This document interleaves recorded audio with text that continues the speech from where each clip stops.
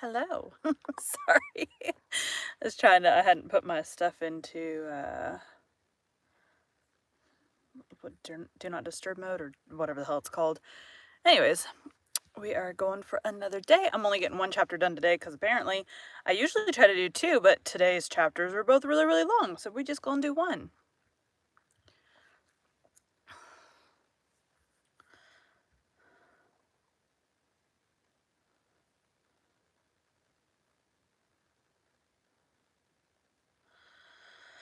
Okay.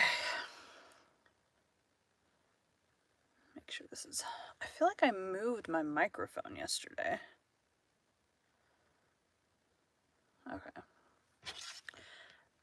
Because I was having issues with, like, being in the right place, so I just ended up moving it so that I was in the right place.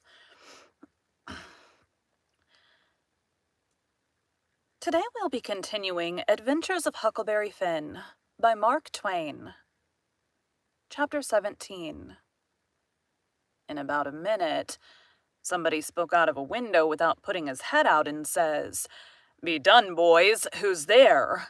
I says, "It's me." "Who's me?" "George Jackson, sir."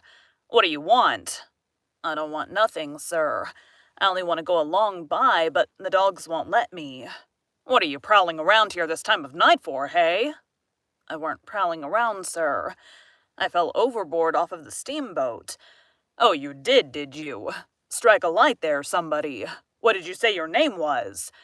"George Jackson, sir. I'm only a boy." "Look here, if you're telling the truth, you needn't be afraid.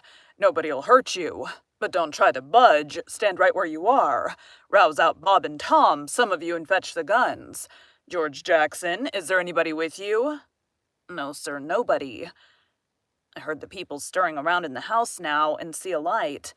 The man sung out, "Snatch that light away, Betsy, you old fool. Ain't you got any sense? Put it on the floor behind the front door. Bob, if you and Tom are ready, take your places. All ready. Now, George Jackson, do you know the Shepherdsons?" "No, sir, I never heard of them." "Well, that may be so, and it mayn't. Now, all ready? Step forward, George Jackson. And mind you, don't hurry. Come mighty slow. If there's anybody with you, let them keep back. If he shows himself, he'll be shot. Come along now. Come slow. Push the door open yourself. Just enough to squeeze in. Do you hear?" I didn't hurry. I couldn't if I'd wanted to. I took one slow step at a time, and there weren't a sound. Only I thought I could hear my heart. The dogs were as still as the humans, but they followed a little behind me. Gotta swallow my spit. When I got to the 3 log doorsteps, I heard them unlocking and unbarring and unbolting. I put my hand on the door and pushed it a little and a little more till somebody said, "There, that's enough. Put your head in." I'd done it, but I judged they'd take it off. The candle was on the floor, and there they all was, looking at me and me at them for about a quarter of a minute. You know what? I just realized this. My light, hold on a second. My ring light got moved. Okay, screw it down. It's on like a ball joint kind of thing. There we go. That's better. If it's too close to my microphone, it picks up a staticky sound. And I was like, this doesn't feel like it's too close to my face. Anyways, we're good now. Where do we stop at?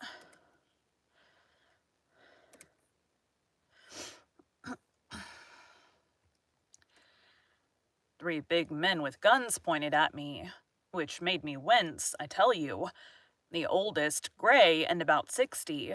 The other two, 30 or more, all of them fine and handsome. And the sweetest old And the sweetest old gray-headed lady, and back of her 2 young women, which I couldn't see right well. The old gentleman says, "There, I reckon it's all right. Ow. There, I reckon it's all right. Come in." As soon as I was in, the old gentleman, he locked the door and barred it and bolted it, and told the young men to come in with their guns, and they all went in a big parlor that had a new rag carpet on the floor, and got together in a corner that was out of the range of the front windows. There weren't none on the side. They held the candle and took a good look at me and all said, "Why, he ain't a shepherdson. No, there ain't any shepherdson about him."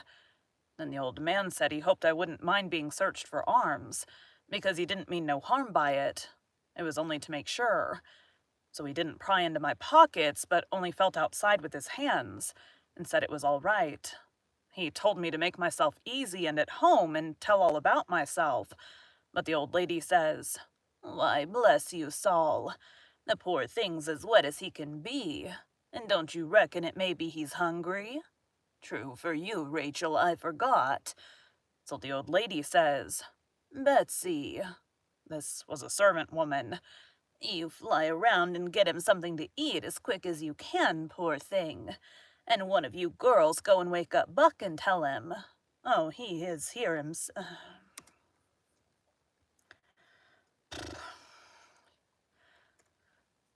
Oh, here he is himself.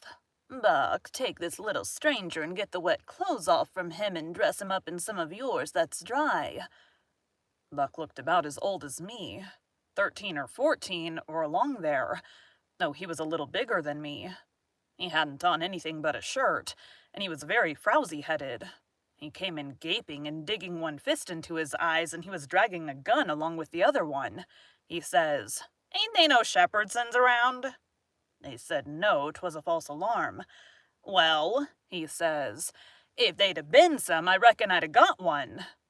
They all laughed, and Bob says, "Why, Buck, they might have scalped us all, you've been so slow in coming." "Well, nobody come after me, and it ain't right I'm always kept down. I don't get no show." "Never mind, Buck, my boy," says the old man. "You'll have show enough, all in good time. Don't you fret about that. Go 'long with you now and do as your mother told you." When we got up, that was a really big breath. When we got upstairs to his room, he got me a coarse shirt and a roundabout and pants of his, and I put them on. While I was at it, he asked me what my name was.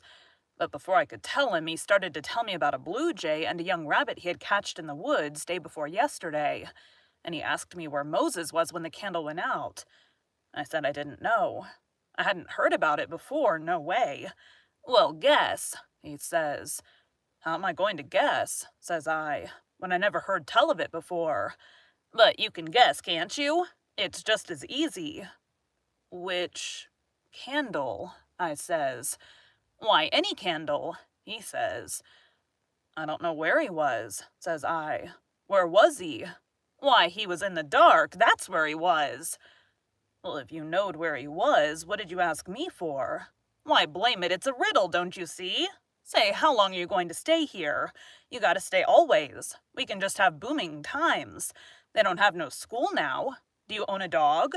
I've got a dog, and he'll go in the river and bring out chips that you throw in. Do you like to comb up on Sundays and all that kind of foolishness? You bet I don't, but Ma, she makes me. Confound these old breeches, I reckon I'd better put 'em on, but I'd rather not, it's so warm. Are you all ready? All right, come on, old hoss." Cold corn pone, cold corned beef, butter and buttermilk. That is what they had for me down there, and there ain't nothing better than ever I've come across yet. Buck and his ma and all of them smoked cob pipes except the servant woman, which was gone, and the two young women. They all smoked and talked, and I eat and talked.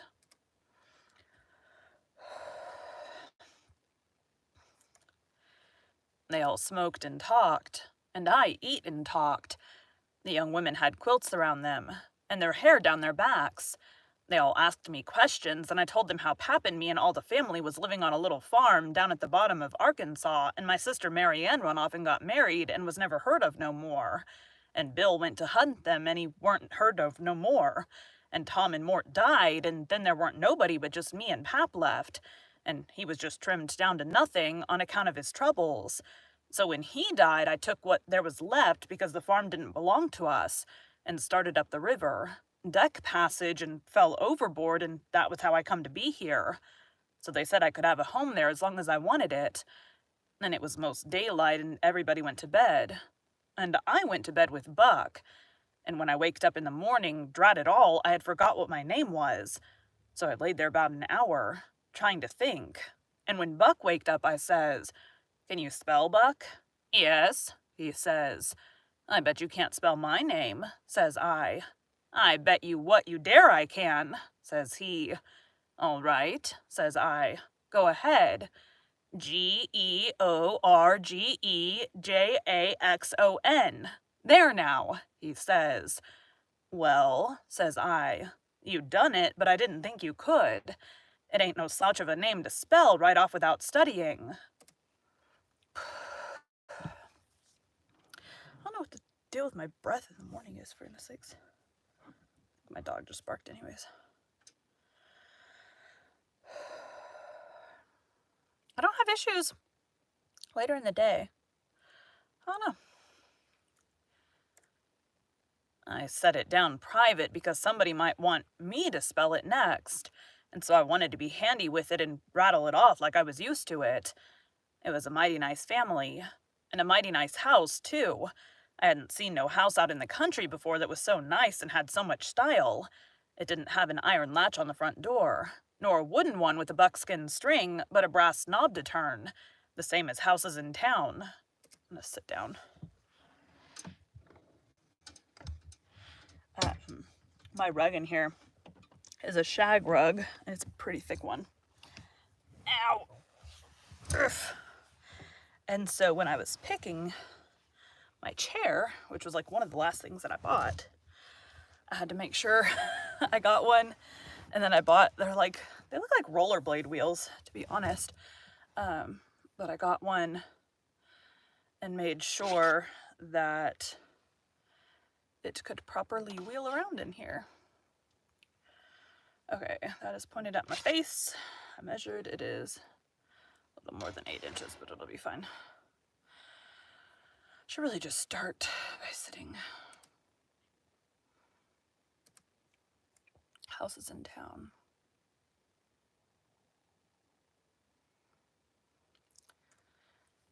There weren't no bed in the parlor, nor a sign of a bed, but heaps of parlors in towns had beds in them. There was a big fireplace that was bricked on the bottom, and the bricks was kept clean and red by pouring water on them and scrubbing them with another brick. Sometimes they washed them over with red water paint that they call Spanish brown, same as they do in town. They had big brass dog irons that could hold up a saw log. There was a clock on the middle of the mantelpiece with a picture of a town painted on the bottom half of the glass front, and a round place in the middle of it for the sun, and you could see the pendulum swinging behind it. It was beautiful to hear that clock tick, and sometimes when one of these peddlers had been along and scoured her up and got her in good shape, she would start in and strike 150 before she got tuckered out. They wouldn't take any money for her. I feel like I'm slightly too close. Ugh. Do. Okay. Money for her. Let me go back.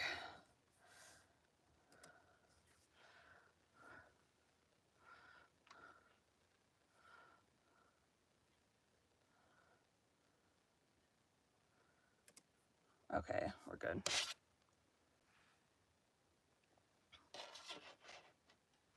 Took any money for her. Well, there was a big outlandish parrot on each side of the clock, made out of something like chalk and painted up gaudy. By one of the parrots was a cat made of crockery, and a crockery dog by the other, and when you pressed down on them they squeaked, but didn't open their mouths, nor look different nor interested. They squeaked through underneath. There was a couple of big wild turkey wing fans spread out behind those things. On the table in the middle of the room was a kind of a lovely crockery basket that had apples and oranges and peaches and grapes piled up in it, which was much redder and yellower and prettier than the real ones is. But they weren't real, because you could see where pieces had got chipped off and showed the white chalk or whatever it was underneath. This table had a cover made out of beautiful oilcloth, with a red and blue spread eagle painted on it, and a painted border all around. It come all the way from Philadelphia, they said. There was some books, too, piled up perfectly exact on each corner of the table. One was a big family Bible full of pictures. One was Pilgrim's Progress about a man that left his family. It didn't say why. It read considerable in it now and then. I read. I read considerable in it now and then. The statements was interesting but tough. Another was Friendship's Offering, full of beautiful stuff and poetry, but I didn't read the poetry. Another was Henry Clay's speeches. And another was Dr. Gunn's Family Medicine, which told you all about what to do if a body was sick or dead. There was a hymn book, and a lot of other books, and there was nice split-bottom chairs and perfectly sound, too, not bagged down in the middle and busted like an old basket. They had pictures hung on the walls, mainly Washingtons and Lafayettes and battles and Highland Marys, and one called Signing the Declaration. There was some that they called crowns, which one of the daughters which was dead made her own self when she was only 15 years old. They was different from any pictures I ever see before, blacker mostly than is common. One was a woman in a slim black dress, belted small under the armpits, with bulges like a cabbage in the middle of the sleeves, and a large black scoop shovel bonnet with a black veil, and white slim ankles crossed about with black tape, and very wee black slippers like a chisel. And she was leaning pensive on a tombstone on her right elbow under a weeping willow, and her other hand hanging out bra bra bra.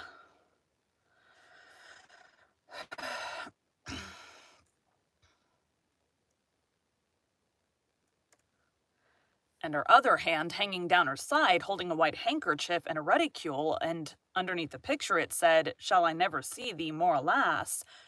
Another one was a young lady with her hair all combed up straight to the top of her head, and knotted there in front of a comb like a chair back. And she was crying into a handkerchief and had a dead bird laying on its back in her other hand with its heels up, and underneath the picture it said, "I shall never hear thy sweet chirrup more, alas." There was one where a young lady was at a window looking up at the moon, and tears running down her cheeks. And she had an open letter in one hand with black sealing wax showing on one edge of it, and she was mashing a locket with a chain to it against her mouth, and underneath the picture it said, "And art thou gone? Yes, thou art gone, alas." These was all nice pictures, I reckon, but I didn't somehow seem to take to them. These was all nice pictures, I reckon, but I didn't. These was all nice pictures, I reckon, but I didn't somehow seem to take to them because, if ever I was down a little, they always give me the fantods. Everybody was sorry she died, because she had laid out a lot more of these pictures to do, and a body could see by what she had done what they had lost. But I reckoned that with her disposition, she was having a better time in the graveyard. She was at work on what they said was her greatest picture when she took sick, and every day and every night it was her prayer to be allowed to live till she got it done. But she never got the chance. It was a picture of a young woman in a long white gown, standing on the rail of a bridge all ready to jump off, with her hair all down her back and looking up to the moon with the tears running down her face. And she had 2 arms folded across her breast, and 2 arms stretched out in front, and 2 more reaching up towards the moon. And the idea was to see which pair would look best, and then scratch out all the other arms. But as I was saying, she died before she got her mind made up, and now they kept this picture over the head of the bed in her room. And every time her birthday come, they hung flowers on it. Other times it was hid with a little curtain. The young woman in the picture had a kind of a nice sweet face, but there was so many arms it made her look too spidery, seemed to me. This young girl kept a scrapbook when she was alive, and used to paste obituaries and accidents and cases of patient suffering in it out of the Presbyterian Observer, and write poetry after them out of her own head. It was very good poetry. This is what she wrote about a boy by the name of Stephen Dowling Botts that fell down a well and was drowned. That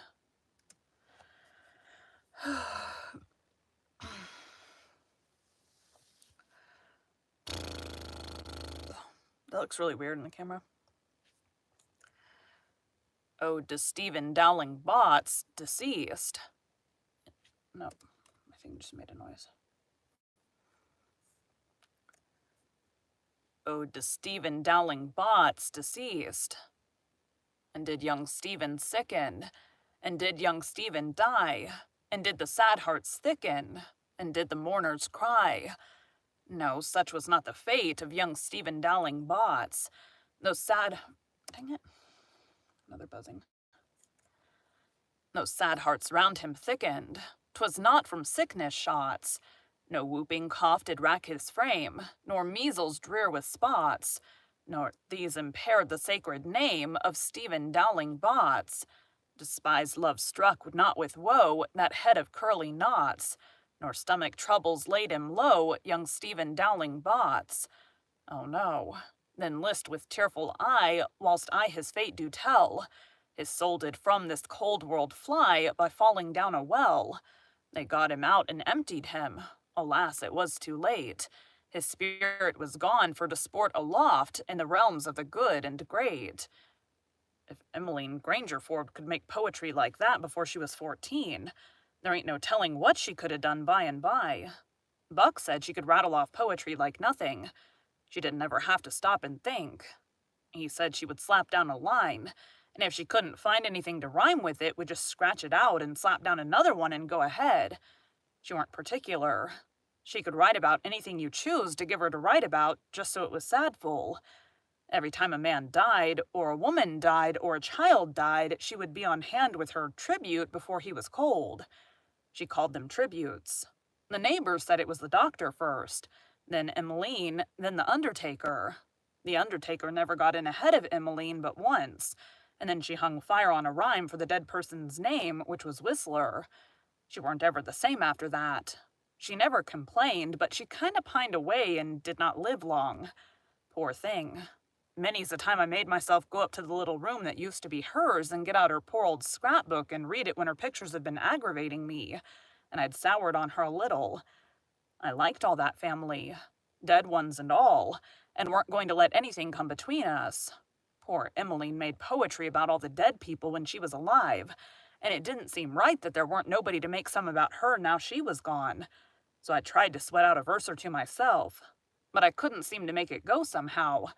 They kept Emmeline's room trim and nice and all the things fixed in it just the way she liked to have them when she was alive, and nobody ever slept there. The old lady took care of the room herself, though there was plenty of servants, and she sewed there a good deal and read her Bible there mostly.